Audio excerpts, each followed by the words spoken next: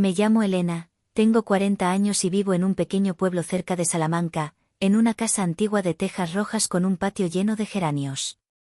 Hace 10 años quedé viuda y, desde entonces, mi mundo entero ha sido mi hijo Diego, que ahora tiene 20. Era tan joven cuando me casé, apenas con 19, y al poco tiempo nació Diego, convirtiéndose en la razón de mi vida.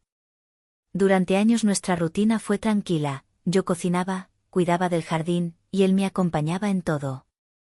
Diego siempre fue un chico hogareño, pegado a mí como a una sombra. Desde adolescente trabajaba con don Manuel, un albañil del pueblo, y cuando no había trabajo, solía pasar las tardes conmigo. Veíamos películas antiguas españolas, charlábamos y reíamos.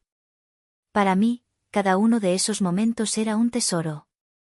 Pero en los últimos meses algo cambió. Diego comenzó a encerrarse en su habitación, algo que nunca hacía antes. La puerta, que solía estar abierta de par en par, ahora permanecía cerrada.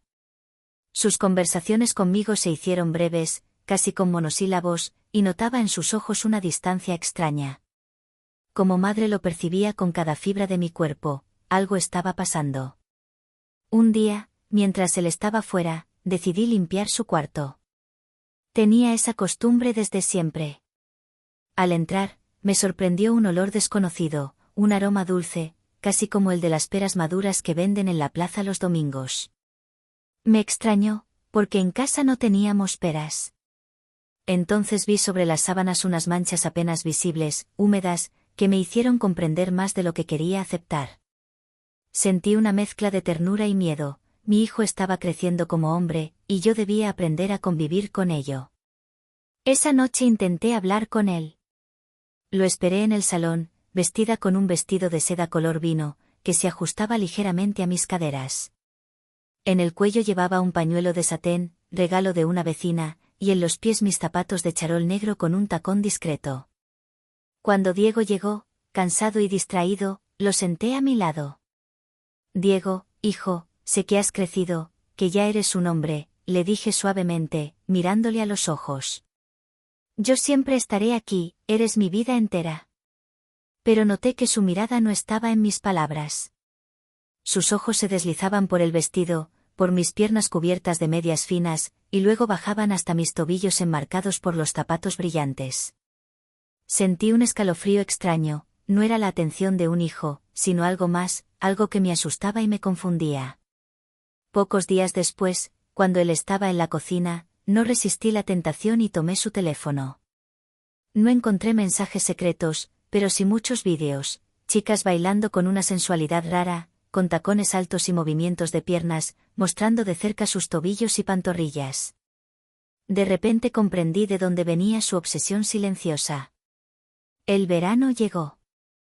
Una tarde, Diego anunció que se iría con sus amigos a acampar una semana en la Sierra de Gredos.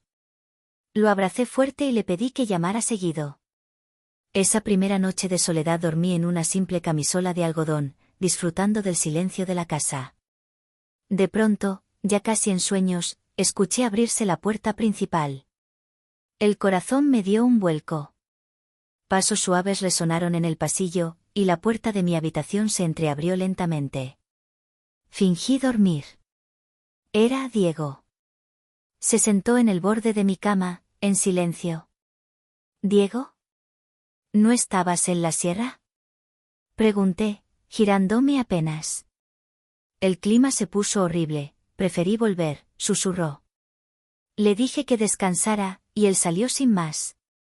Pero al amanecer descubrí algo inquietante. Cerca de mi cama, en el suelo, había varias manchas húmedas, con un olor dulce a fruta madura. Me estremecí. ¿Por qué aquí? ¿Por qué en mi cuarto? No quise creer lo evidente, pero algo dentro de mí comenzaba a despertar, un miedo mezclado con una curiosidad peligrosa. Pasaron apenas 2 o 3 días desde aquella madrugada inquietante. Yo intentaba convencerme de que todo había sido un malentendido, que las manchas en el suelo eran simplemente agua que yo misma había derramado sin querer.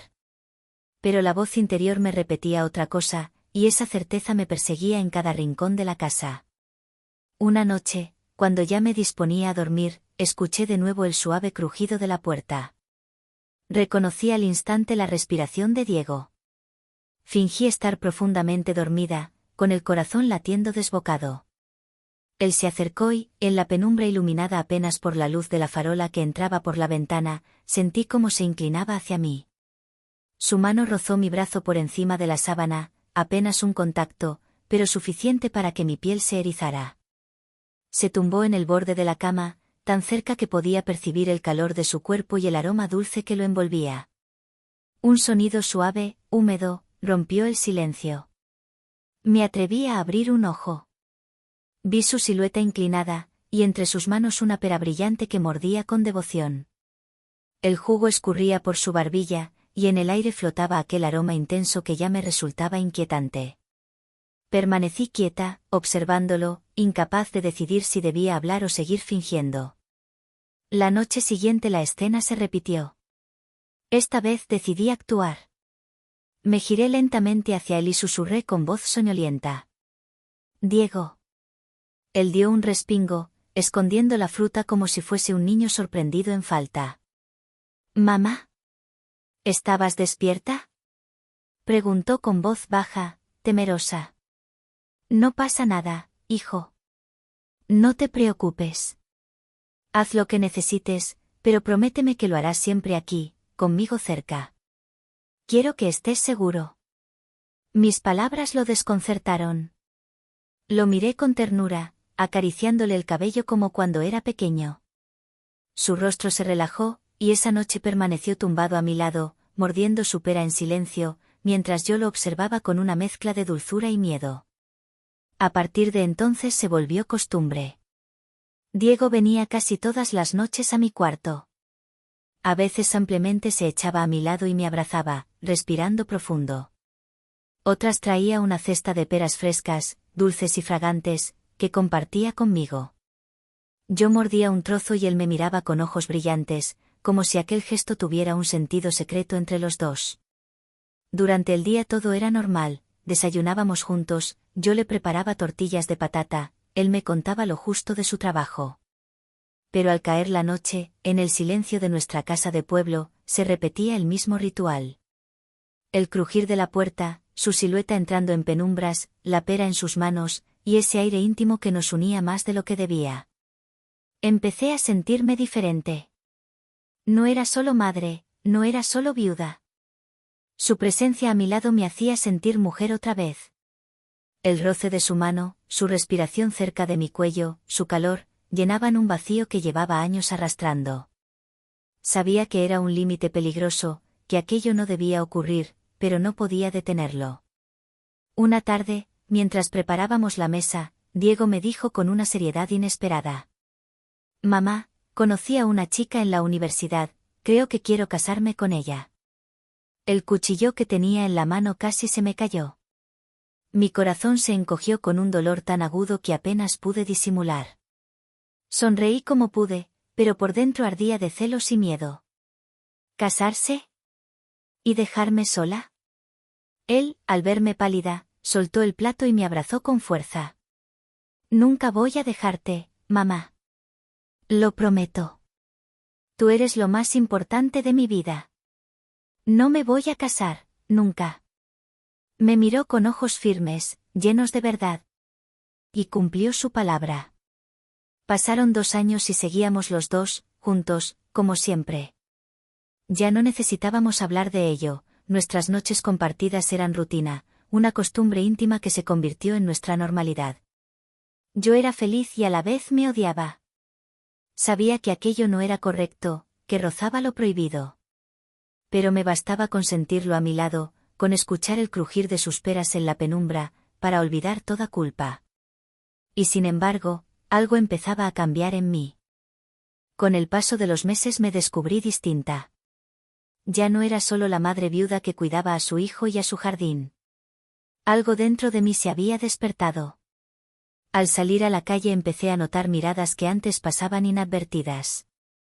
Los hombres en la plaza, en el mercado, en las terrazas, me seguían con los ojos. Y lo peor, yo lo disfrutaba. Comencé a cambiar mi forma de vestir.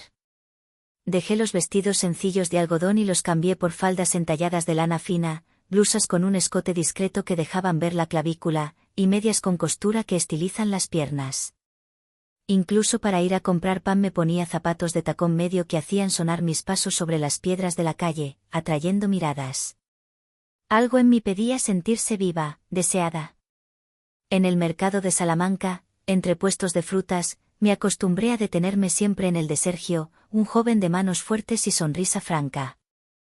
Era él quien me ofrecía siempre las peras más dulces, las que brillaban como miel al sol.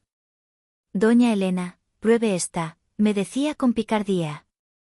Está más dulce que un beso. Yo sonreía, sonrojada como una adolescente. Notaba su mirada bajar a mis pantorrillas cada vez que me agachaba a elegir frutas. Aquel juego silencioso se repetía semana tras semana, hasta que un día me preguntó: ¿Usted vive sola? Con mi hijo, pero él casi siempre está ocupado en el trabajo, mentí, sin entender por qué lo hacía. Sergio sonrió con complicidad. Entonces, ¿esta noche estaría libre? Podría llevarle unas peras especiales. Mi corazón latía rápido. Sabía que no debía, que aquello era peligroso, pero el deseo de sentir algo nuevo fue más fuerte que la razón. Le di mi dirección.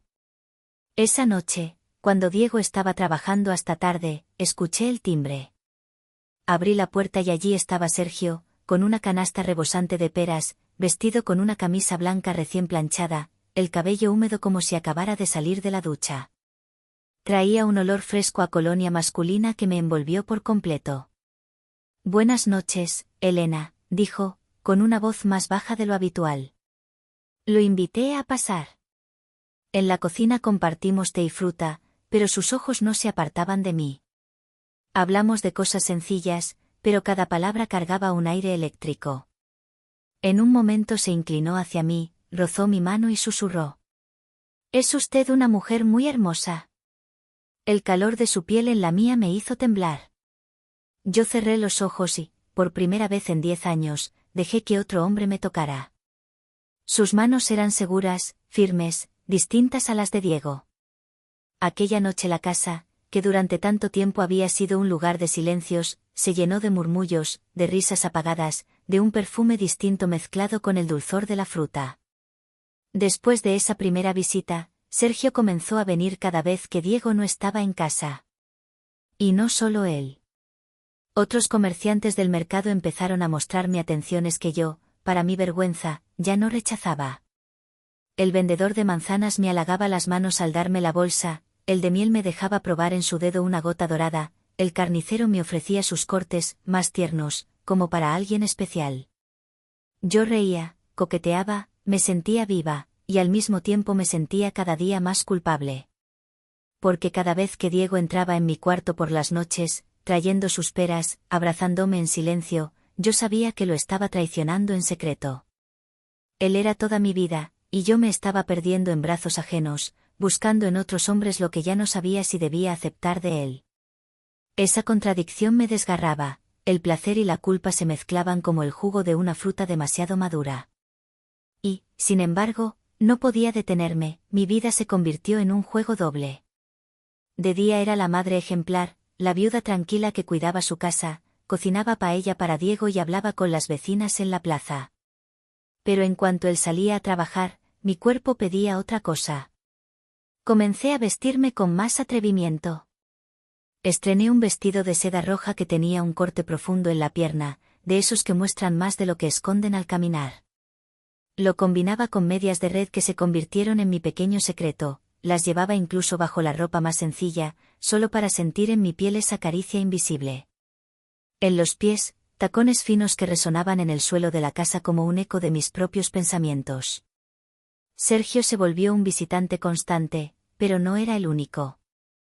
El mercado entero parecía haberse transformado en mi escenario de coquetería.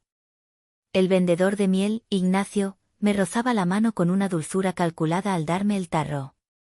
El carnicero, Rodrigo, me seguía con la mirada cada vez que me inclinaba. Yo respondía con risas ligeras, con palabras ambiguas, con una coquetería que ya no sabía controlar. Una tarde, al volver del mercado, me crucé con doña Carmen, la vecina más chismosa del barrio. Me tomó del brazo y, bajando la voz, me dijo: Elena, hija, últimamente brillas demasiado. Ten cuidado. Aquí en Salamanca la gente habla más rápido de lo que piensa. Sentí como me ardían las mejillas. ¿Acaso ya corrían rumores? Traté de sonreír y me excusé con prisa, pero sus palabras quedaron martillando en mi cabeza. Esa noche, mientras Diego dormía en su cuarto, yo permanecí despierta, mirando el techo. Me invadió un miedo nuevo, ¿y si alguien lo descubría? ¿Y si los hombres del mercado hablaban más de la cuenta? ¿Y si Diego lo escuchaba? El pensamiento me helaba la sangre. Pero al día siguiente, cuando el sol salió y me puse mis medias de red y mis tacones, el miedo se diluyó en la excitación. Era como una droga, cada mirada, cada halago, cada roce me mantenía viva. Me decía a mí misma que pararía, que aquella sería la última vez. Y al poco volvía a caer. Diego, por su parte, parecía no notar nada, o tal vez no quería notarlo. Continuaba con su rutina, sus noches conmigo y sus peras dulces que colocaba en mi mesilla como si fueran un símbolo secreto de nuestra unión. A veces, cuando se inclinaba para abrazarme, yo me sentía la mujer más amada del mundo, y a la vez la más indigna. Vivía con el corazón dividido, por un lado, el hijo que me lo daba todo, por otro, los hombres que me ofrecían momentos fugaces de deseo. Y en medio, yo, atrapada en una red de mentiras cada vez más difícil de sostener. Cada ruido de la calle, cada llamada a la puerta, me hacía temer que todo se descubriera.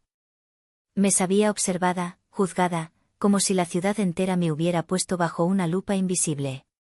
Pero aún así, cada noche, me ponía frente al espejo, me pintaba los labios de rojo y me calzaba mis tacones, porque era incapaz de renunciar a aquella nueva Elena que había nacido en mí. Los días comenzaron a confundirse. Entre mis citas furtivas y las noches con Diego, ya no distinguía dónde acababa la realidad y dónde empezaba mi propio delirio. Vivía en un torbellino, la madre cuidadosa de la mañana, la mujer deseada del mercado al mediodía, y la cómplice silenciosa de mi hijo al anochecer. Los hombres del mercado se habían vuelto demasiado confiados. Sergio ya entraba a mi casa sin llamar, Ignacio dejaba frascos de miel en la puerta con notas insinuantes, y Rodrigo, el carnicero, me esperaba en la esquina con una sonrisa descarada. Yo los dejaba pasar, uno tras otro, en horarios que sabía que Diego estaba en el taller. Mi casa, la misma en la que crecimos juntos, se había convertido en un lugar lleno de secretos y olores masculinos mezclados con el dulzor de la fruta madura. Comencé a tener pesadillas.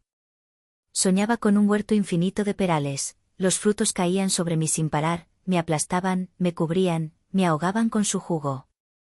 Despertaba sudando, con un nudo en la garganta y el corazón a punto de estallar. Una tarde, estaba en la cocina con Sergio. Él reía, me acariciaba el brazo mientras yo aún llevaba puesto un vestido de lino claro con tirantes finos y unas bailarinas de encaje. La mesa estaba llena de cáscaras y restos de peras. Fue entonces cuando escuché el giro de una llave en la puerta principal.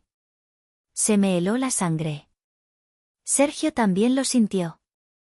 Por la puerta trasera, rápido. Le susurré, empujándolo casi sin aire. Él desapareció en segundos. Y entonces entró Diego.